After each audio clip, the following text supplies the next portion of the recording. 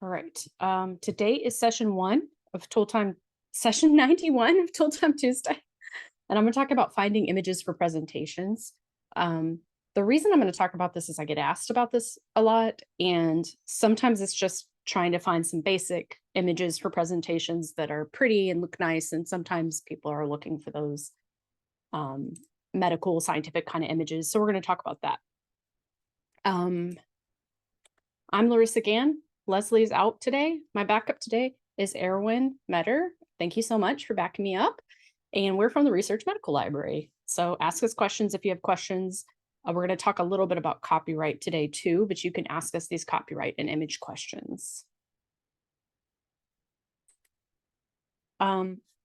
Just to let you know, it's Women's History Month. There are events sponsored by the Organization for Women all month.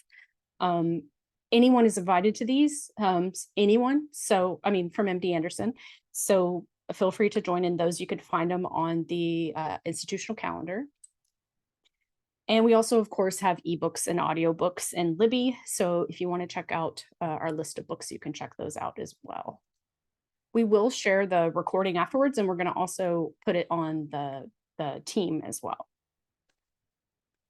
So let's jump right in. I have to talk about copyright for images before we talk about the fun stuff about images, because it's important that we follow copyright. We're state employees, we're representing MD Anderson, and we want to, follow the rules of the law, and it can be complicated. So I'm focusing on images for presentations. So I'm going to ask you guys a couple questions. So first, if I asked you, if I said I can use any image in a presentation as long as I cite the image, is that true or false? I can use any image in any presentation as long as I cite the image. Thank you. Thank you. That is false. You should always cite any material you reuse. It's best practice to cite it, but you also have to review the copyright rules before reusing any image, figure, or table or text, anything. So citing is not enough. I think sometimes people feel like if they just put that little author down there, that's enough. You really have to review the copyright rules. Okay, so second question. I'm using the image for an educational presentation here at MD Anderson, so I don't need to worry about the copyright rules. Is that true or false? False. It's also false. So a lot of people think because we're an educational organization, we don't have the same rules. But you always have to review the copyright rules when you're reusing an image for any presentation, but for educational presentations as well. I wanted to mention to you that the UT system does have a tool called Find Academic. This is a license they negotiate through UT system for all of our UT schools, where we can reuse some content with limitations for educational purposes. So Find Academic, you can look up a journal or a book and it'll tell you how you can reuse it. Like I can use it to just for my students in the class, or I can just email it to someone, but only within MD Anderson, or it just tells you exactly how you're allowed to use it. Not everything's in there, just the things that have been licensed. If you're going to present externally, like to a big conference, or you're going to post your presentation online, the rules change. These Find Academic licenses don't count because you're going external. That could be seen as a commercial use. So you have to review the permissions again if you're going to post any kind of images or text external that's not your own. So what are you going to look for when you look for an image for a presentation? Always look for a link that says terms and conditions or content license. Sometimes it'll say terms of use. That link will usually give you some more information on how you can reuse the content. Anything that says royalty-free, public domain, or free to use, you can reuse it. You just want to cite the creator. Just make sure it actually says royalty-free, public domain, or free to use. If you are in question about it, you can always ask a librarian. If you're in a hurry on a presentation and you're not sure if you can reuse the image, you don't have time, just don't use it, because it's better to be safe than sorry. So I do have a handout also on this that I'm going to share with you with more information on copyright, because we could talk all day about copyright, but that's probably not super exciting. One other thing I want you to be aware of, and most of you probably are, there is something called a reverse image lookup. So if you find an image and you're not sure where it's from, you can use the Google Images link. You can click on the reverse, the little camera icon, upload the image, and it will search the internet and see where it came from. Sometimes that works, sometimes it doesn't. I find that it takes a long time because you have to find the original image. You can't just find any version of it. Sometimes you'll see it's been copied many times and it's difficult to find the original image. So I wouldn't do this unless you really felt you needed that image for some reason. Also, a reminder that we should never upload any proprietary images or data to Google or any non-approved application. We're not allowed to do that. This would be if you found an image on the internet and you're trying to find the original source, you could try to look with the reverse image lookup. That's also just kind of fun to use sometimes. Okay, so that's a very extremely brief overview of copyright. Again, I'm going to send a handout to you. It's actually a draft handout, so bear with me because I'm working on some more content for copyright to help guide you on the copyright rules. But let's talk about some of the fun stuff, the actual tools for images that you can use, and you can bring that in. You can suggest other tools as well. Hold on just a second.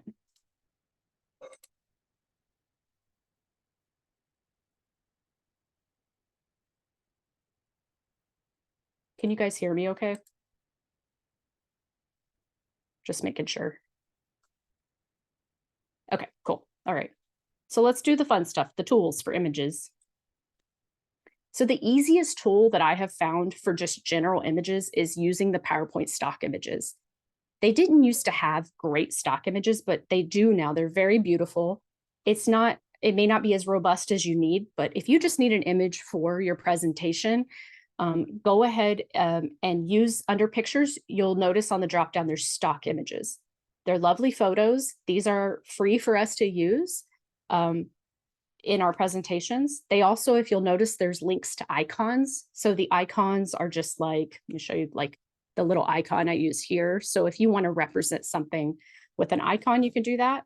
They have stickers and videos and other things. I tend to stick to the images or icons, but explore, see what you can find. You can also, when you go to pictures in PowerPoint, you can go to online pictures and they will search Bing for you, Microsoft Bing, and they're searching for free images that you can use. So again, it's not always robust because there's not always a copyright license attached that they can read, but it gives you a little bit more to look for. This is the easiest way to add a picture. Just use the stock images, no sweat. I love this tool. There's two other resources that are free. Both of these offer free images for you to reuse, Pexels and Pixabay. Don't worry, I'm going to share these with you afterwards. Both of these have quite lovely images. They do tend to be general. There are some general images of like labs and physicians if you need something kind of broad. They're not going to have the scientific images that you need necessarily. But be aware when you use these, just like any website today, there are sponsored images on the website as well. They will say sponsored in tiny text. So when you click on an image, you want to reuse it, just look for this thing that says free for use. Almost all of them are free, but I noticed that they will pop up a sponsored one every once in a while. And then you're like, oh, that's a cool image. And you click on it and you see that there's a cost to it. It's pretty clear that there's a cost, so I don't think you would mess that up, but just be sure to check. There's always got to be sponsored content, right? So Pexels and Pixabay are also owned by a company called Canva. And some of you may have used Canva before. So they use these images in the Canva tool as well. And I'm going to mention that in a second for here. Now, Canva is a tool you can use for free. They have a paid for version, of course, but we can use this for personal and non-commercial use. And everyone, I hope you know, non-commercial just means we're not going to make money off of this, or we're not going to have any appearance of making money off of this. What I love about Canva is it's easy. It's a quick design tool. We use this to like send internal shout outs or messages. You could use it for like, you know, a little party invite or something. You don't have to be a designer to use this. I'm definitely not a designer. and you can make something really gorgeous in a short amount of time. So they do have anything that has a crown icon or a dollar sign is of course a cost. So you can pay for the pro version or pay for additional templates and images if you want like the fancier ones. I've used the paid for one for a couple months. I didn't feel like I got that much more out of it. But again, I'm not a professional designer and I'm not needing to use it on a daily basis. I will say a pro tip for using any kind of image is try not to use the animations. I have gotten feedback when I presented and I used animations. It can be disruptive and distracting to anyone with a visual or reading disability. And I have a reading disability as well. I think I've told y'all that so many times. So sometimes movement can be very distracting and agitating for someone. So try not to use the animations. There's plenty of graphics in here that you can use that are just absolutely beautiful. Okay. Let's talk about medical or scientific images, because sometimes we don't need those general images. We need something really specific. And I messed up my slide a little bit here. I'll fix it. Most published materials are owned by the publisher. So when you publish or anyone publishes in a journal or a book, the publisher owns that content. So you can't just pull from a book or pull from a journal and be like, I can reuse this. There's a couple things you can do to find images that you can reuse that are published in the literature. One that I found that was really easy was you could go to Google Images, you can search for a topic and the words open access in quotation marks, and it will bring up images that are in open access journals. Now, please be careful and review the license anyway, but it's a quick way to try to find specific images, and you can get more specific with your search terms here. The other place you can search for scientific images is PubMed Central. So you can go to PubMed Central, you can search for a topic, and every time on the right-hand side, they're going to have this PMC images search on the right-hand side. These are published graphs and images. Most of these you're going to be able to reuse in some way. Of course, you're going to cite them and you're going to review the license, but usually because they're open access, you can reuse those images. So that's another place that you can look for scientific images. So someone else said, the upgraded Canva has some fantastic visuals. It does. I don't know if y'all have noticed in the updated Canva as well, they have something called Magic Write, where their AI tool will write for you little text, marketing kind of text, or rewrite something for you. So it's kind of interesting. So you sound more polished. Okay, so scientific images, we can do Google Images. Just use the quotation marks in Google so it will look for the words open access together. Most of the time I found I could find open access images that way. There's a couple other tools for images that we can use here at MD Anderson.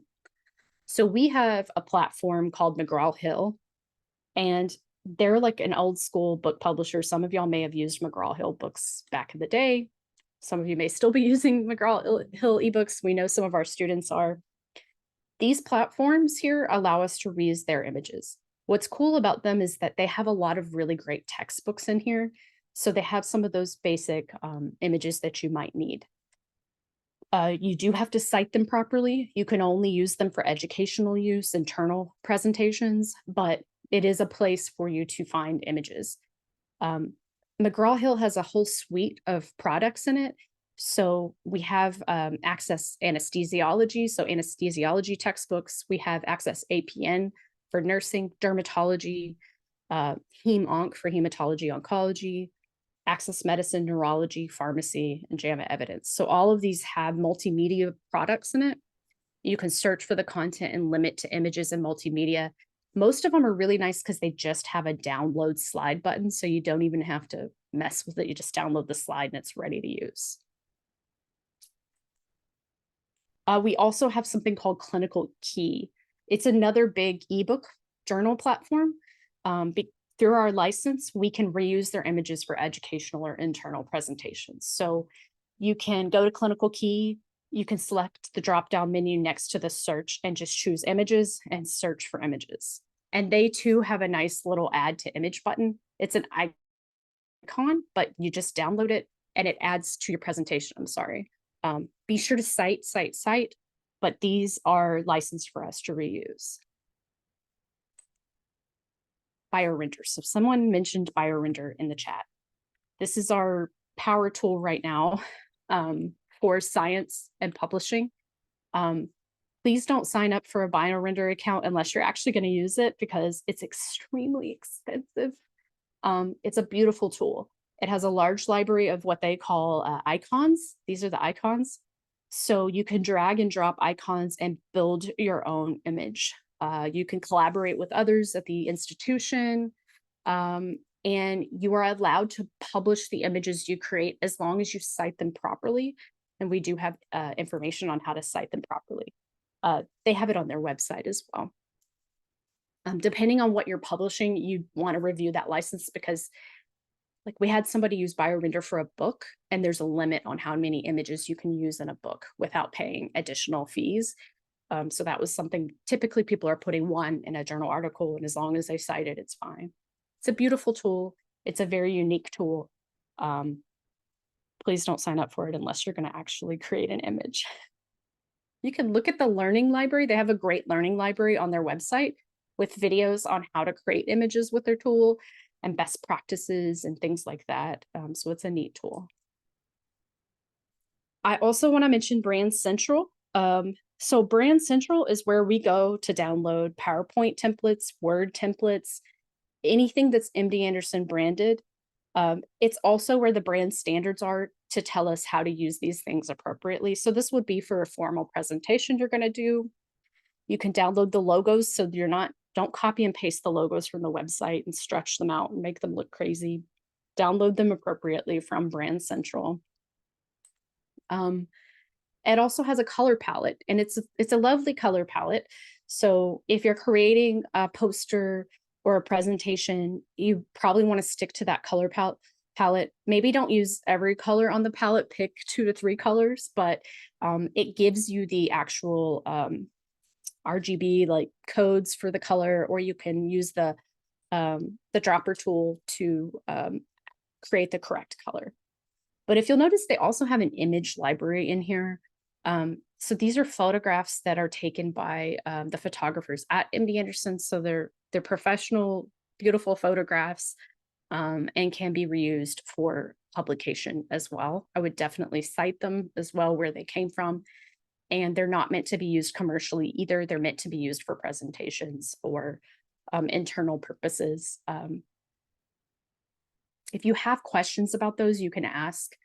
And I think I'm going to have that slide. Strategic communications. So strategic communications is part of who creates all those beautiful photographs. You can ask them to do photographs for you if you need something specific. You can also ask them to create a medical illustration or a design for you. You want to obviously give them lead time. There's only so many of them, and they're getting lots of requests. I believe this service is free now to use for MD Anderson people, of course. So just, ahead of time, make sure that you put in that request and they can create content for you. I also want to mention some best practices. Most of us aren't designers, so the best thing I can tell you is don't spend a ton of time looking for images.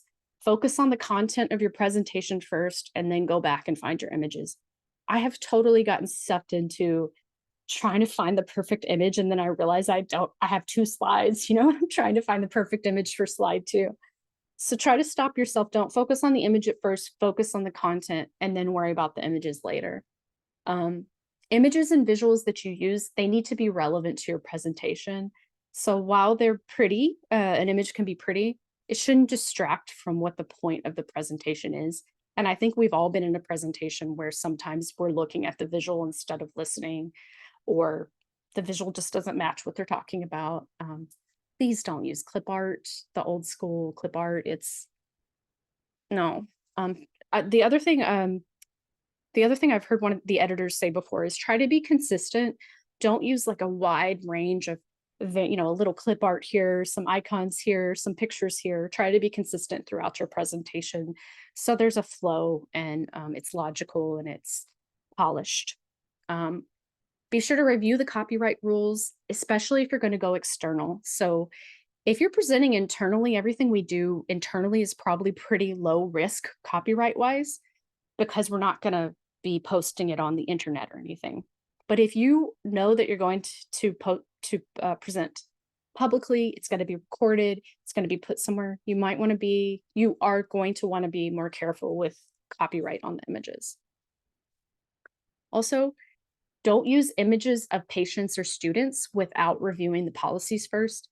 You are required to get them to sign a release form to use those images. So just be aware of that we cannot take pictures of patients or students. We really shouldn't take pictures of anyone without permission, but they require special permission and a special release form.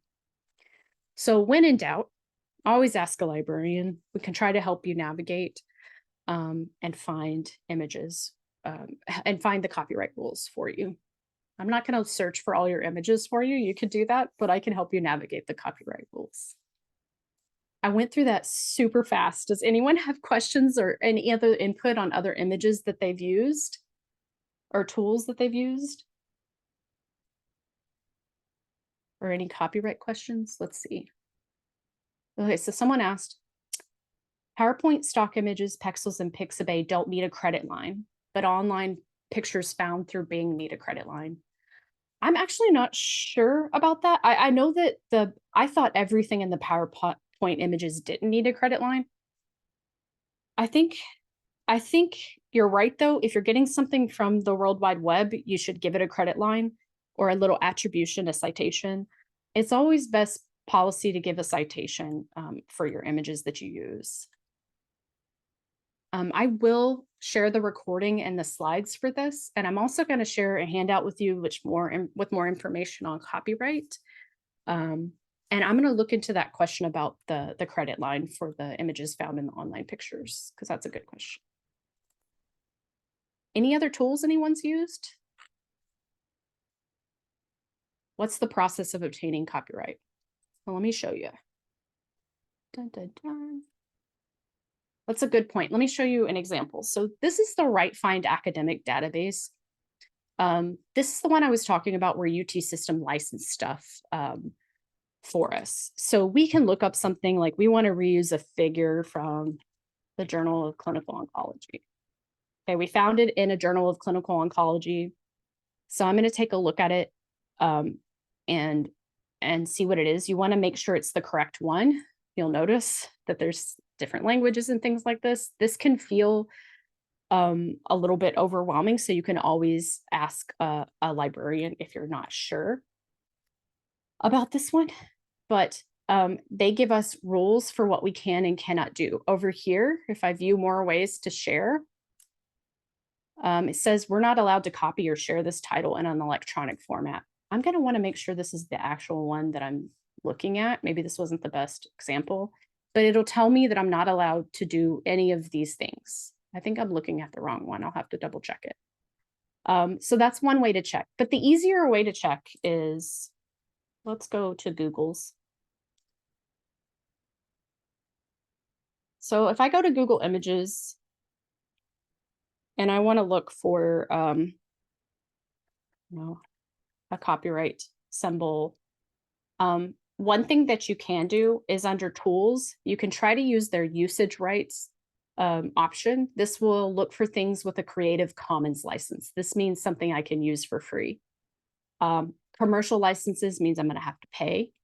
Creative Commons in theory should mean it's free.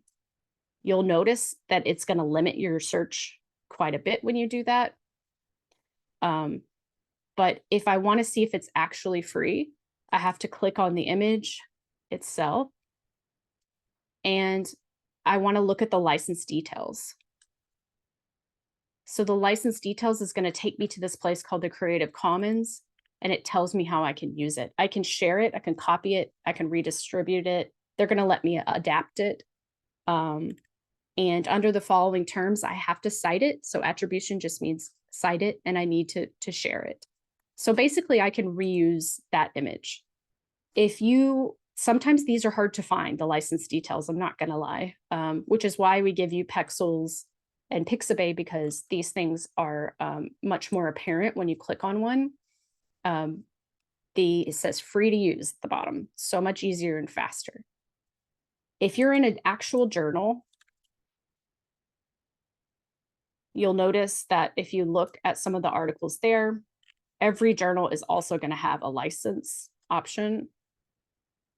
This one's open access. So in theory, I should be able to reuse it, but I want to double check. And this is if this article's under the Creative Commons license and permits non-commercial use of the work as published. So I'm able to reuse this if I use attribution and if I'm not using it commercially. So for any educational purpose, I could reuse this one. And I understand that sometimes this is like a little bit confusing and hard to read, but you're always looking for a copyright or a permissions or a license link to see what the rules are. Okay, so let's see. Yes, there's lots of other cool tools. Let's see. So Pixabay and Pexels require you to cite.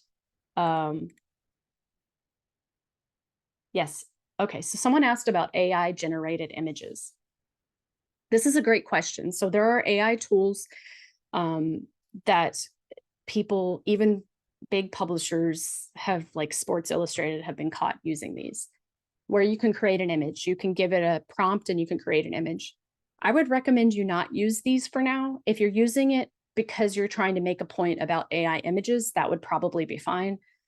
But the copyright rules are out on this. I believe the New York Times is currently suing the OpenAI people about this. So we don't know what the copyright laws are yet on these images because it is pulling from other people's creations and creating a new thing. So I would not use an AI image unless you can prove where the sources come from, which I'm not sure you can, and or unless it applies to the conversation you're having. So NCI does have a visuals library, and most images are in the public domain. Okay, someone asked, what's the difference between clip art and icons? So let's see if I can show you. Can you even put clip art in anymore? I'm not sure. But used to, you could insert clip art. Is it still in here? Does anyone use clip art or know where the... says that icons are the new clip art. And so I think they've taken away what we remember as clip art, and icons have replaced that. So icons are a little easier to see and read. They're not wacky colors. They usually don't have a ton of extra lines in them. So they're just a little more visually appealing. You can change the colors of them. So if you want to use one, it's not hard to just change the color. I think you could just right click, I believe, and change it. Yeah, so make it blue, maybe whatever color you want it to be. They're very easy to use. It's an easy way to add some visual to your slide without having to, reinvent the wheel. Okay, someone wants to know how to properly cite an image. So that depends on where it's coming from. It's a super good question. If I was to take an image, because that's the wrong thing. Let's go back from here. They would give me some information, but I have to find it. Oh, okay, here they are. So if you're doing it in a presentation, you could title it and just say by Vera Bomstead and say from pixels.com or put the URL. I would almost always put the URL in it. I can send you guys an example citation for these. That's a great question. I'm glad that you asked that. But always put the author if you could find it, put the title, and put the URL if you can find that as well. And I'll send an example. That's a great question. Okay, did I miss anything else? Does anyone have any other questions? I'm going to write this down, citing and the AI use. I'm going to add that to my handout. Okay, last thing I forgot to mention was in the library's databases page, we have an images section with these links. So we, and I say we, but our colleague, Valerie Fallon makes this image list for us and checks it for us. She's amazing. To let us know what's available and what we can use. There are other databases for medical images that we have in here. And I'll review this and make sure we have everything we need. I think we do though. We'll share these resources with everyone. Let me put the list in the chat box just for now so you can play around. And that's what I have today. Does anyone else have any questions?